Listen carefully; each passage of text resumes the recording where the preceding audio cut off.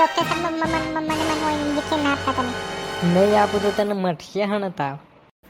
હેડ થોડો આગો જતો રહેજે, એમાં મને બેહવા દે ઉપર. હા જો હવે હલતો ના આવે ને કઈ તું ગોડમાં પેજા ઓરું. બસ બસ. હજી તો ઇન્જેક્શન હજી તો હું તૈયાર હરખું કર્યું નહીં ને પાહો કે હજી ગાલે નહીં કરે. ડોક્ટર મસ્ત ભરીને આવજો એટલે મટી જાય ફટ લઈને. હાર ભરીને ચાલુ હારે આ બીવા હોય એટલે પાછું. ઓ હજી તો અડાડી હન હું કરે છે.